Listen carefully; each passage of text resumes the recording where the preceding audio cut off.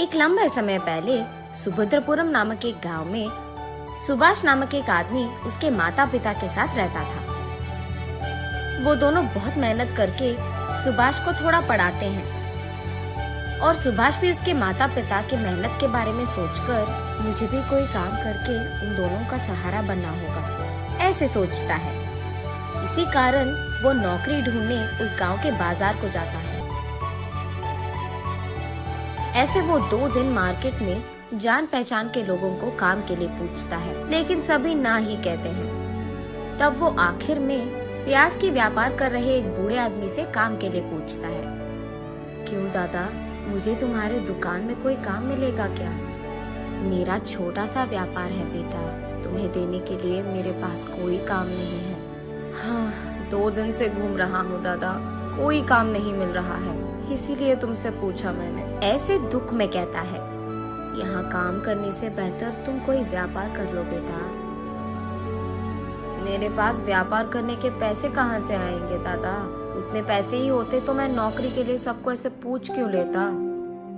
बूढ़ा व्यापारी थोड़ी देर सोचकर, मेरा भी कोई अपना नहीं है, हर रोज मेरी कमाई से थोड़ा मैं बचत के लिए रखता हूँ, वो पैसे मैं तुम्हें दूंगा, उससे तुम कोई व्यापार शुरू कर लो, लेकिन सिर्फ एक शर्त पे, तुम्हारे कमाई के लाभ से थोड़ा हिस्सा मुझे भी मिलना चाहिए, तभी दूंगा। ऐसे कहता है, तुम मेरी इतनी मदद कर रहे हो तो मैं हिस्सा क्यों नहीं दूंगा दादा? अब से तुम भी हमारे घर आकर हमारे साथ रहो दादा, अगर तुम्हें ऐतराज ना हो तो। ठीक है बेटा, मैं तुझे पैसे दे दूंगा, उन पैसों से तुम्हें कौन सा व्यापार करना है इसका फैसला करो। ठीक है दादा, ये कहकर वो वहाँ से अपने घर चले जाता है। उस रात बहुत सोचने के बाद वो फैसला करता है कि उसे पानी पूरी का व्यापार करना है। अगली सुबह सुभाष बाजार जाकर उस बूढ़े व्यापारी से ऐसे कहता है, दादा, मैंने पानी पूरी का व्यापार करने का फैसला लिया है।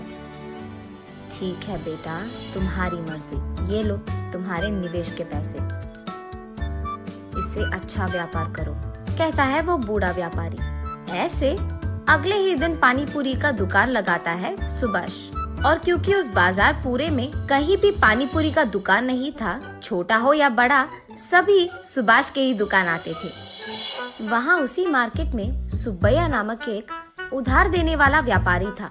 उसको इस बात का नाज था कि उससे पैसे लिए बिना उस पूरी बाजार में किसी ने भी कोई व्यापार शुरू नहीं किया। वो हमेशा यही सोचता था कि इस सारे बाजार में सबको मेरे ही पास आना होगा। हाँ, इसीलिए वो हर रोज उस बाजार में मौजूद हर दुकान में जाकर उसका हफ्ता लेकर उस दुकान में जो पसंद आए वो मुफ्त में ले लेता था। उसने एक भी बार किसी भी चीज के पैसे नहीं लिए थे।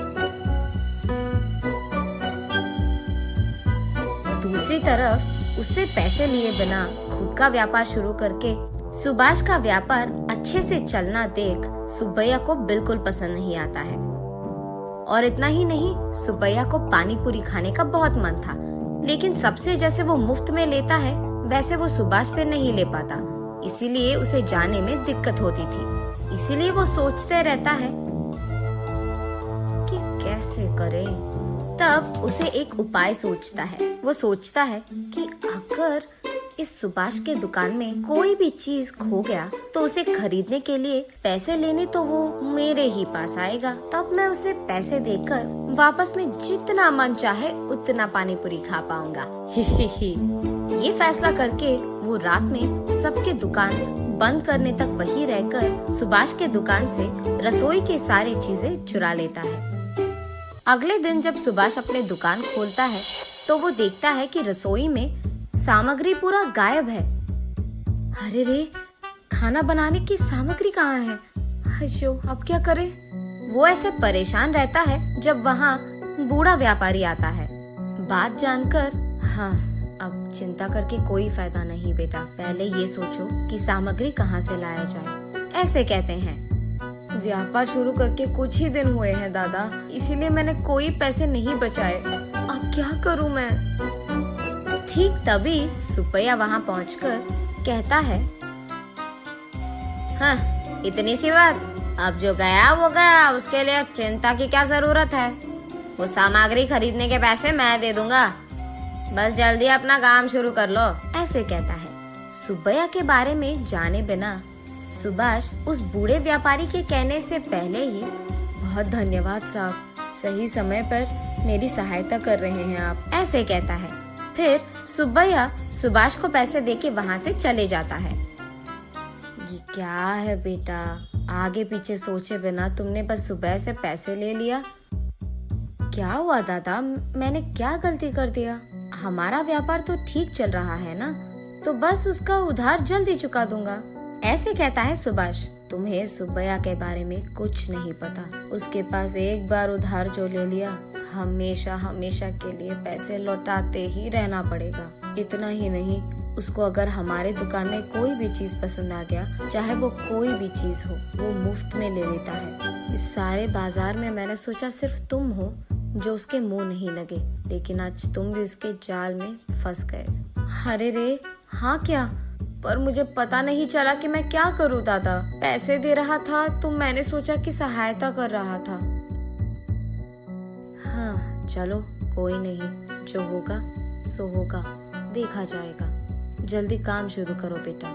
ऐसे वो दोनों अपने अपने व्यापार शुरू करते हैं। शाम होने पर सुब्बैया सुभाष के पास आकर एक प्लेट पानी पूरी दो, ऐसे कहता है। तब सुभाष उसे एक प्लेट पानी पूरी देता है। उसके खाने के बाद एक और प्लेट पूछता है और उसके बाद एक और प्लेट और एक और प्लेट खाकर कहता है, बाबू सुभाष, आज के जितने पैसे तुझे मुझे देने हैं उसमें आधा पानी पूरी का बिल समझकर बाकी आधा दे दो, ऐसे कहता है। ये सुनकर सुभाष चौंक जाता है। अब कुछ नहीं कह पाता है, इसीलिए वो बाकी के पैसे सुब्बैया को उधार के पैसे समझकर दे देता है। ऐसे ही हर रोज 4 प्लेट पानी पूरी खाकर उसके रोज के मेहनत के पैसे लेकर जाता था। इस कारण सुभाष को समझ में नहीं आता है कि वो कितना कमा रहा है और कितना गवा रहा है। अगर ऐसे ही चलता गया तो मैं उधार के पैसे कभी नहीं चुका पाऊंगा और आगे नहीं बढ़ पाऊंगा। नदी के किनारे एक पेड़ के नीचे बैठ जाता है। वहीं से गुजर रहे एक साधु उसे देख उसके पास आकर कहते हैं, क्या हुआ बेटा, इतने चिंतित बैठे हो, सब ठीक है? तब जो कुछ भी हुआ सुभाष उन्हें समझाता है। इतना ही, ये कहकर उनके बैग से एक प्लेट निकालकर उसे सुभाष को देकर ऐसे कहते हैं, ये एक माया प्लेट है, इसमें जो भी डालो एक के बाद एक आते ही रहेगा, लेकिन ये एक ही बार काम करेगा। तुम अपने तेज दिमाग से इसका सही उपयोग करो और अपने आप अपने मुसीबत का हल ढूंढो, ऐसे कहते हैं। बहुत बहुत धन्यवाद स्वामी, ये कहकर वो दोनों वहाँ से अपने अपने रास्ते पकड़ते हैं। अगले दिन सुभाष हमेशा की तरह अपना दुकान चलाते रहता है। सुब्बैया वहाँ आकर हमेशा की तरह, सुभाष, एक प्लेट पानी पूरी दे दो बेटा, ऐसे कहता है। जी साहब, अभी दे दूंगा, लेकिन आज मैं एक शर्त लगाऊंगा, अगर आप मंजूर है तो ही दूंगा। अच्छा बताओ कौन सा शर्त है? प्लेट में मैं जितने पानी पूरी देता हूँ उतना आपको छोड़े बिना पूरा खाना होगा। अगर आप खा पाए तो मैं हर रोज आपको दुगने हफ्ते के पैसे और दुगना पानी पूरी दूंगा, और अगर आप नहीं खत्म कर पाए तो मेरे से ही नहीं, इस बाजार में किसी से भी आप मुफ्त की कोई चीज नहीं लोगे। मंजूर है? सुब्बैया थोड़ा सोचकर, हैं, इतनी सी बात, एक प्लेट में कितने ही पानी पूरी रहेंगे? ज्यादा से ज्यादा 10 ही रहेंगे, खा के प्लेट फेंक भी दूंगा। हैं, ठीक है सुभाष, मुझे ये शर्त मंजूर है, दो वो पानी पूरी का प्लेट। ये लो साहब, ये खाओ, ये कह के वो प्लेट देता है। सुब्बैया जितना भी खाए उस प्लेट में पानी पूरी खत्म ही नहीं हो रहा है। सारे पानी पूरी वही के वही रह जाते हैं। ऐसे 1 घंटा बहुत मेहनत करके खाने के बाद भी पानी पूरी के प्लेट में सारे पानी पूरी वैसे के वैसे ही रहते हैं। मैं थक गया, मैं हार मानता हूँ, ऐसे कहकर वो अपने पेट पे हाथ रखकर अपने आप को खींचते हुए उसके घर पहुंचता है। ये देख उस बाजार में सारे दुकानदार सुभाष की शुक्रिया अदा करते हैं कि उसके वजह से उनके मुसीबतों का हल मिल गया। और सुभाष अपने मन में साधु का धन्यवाद करता है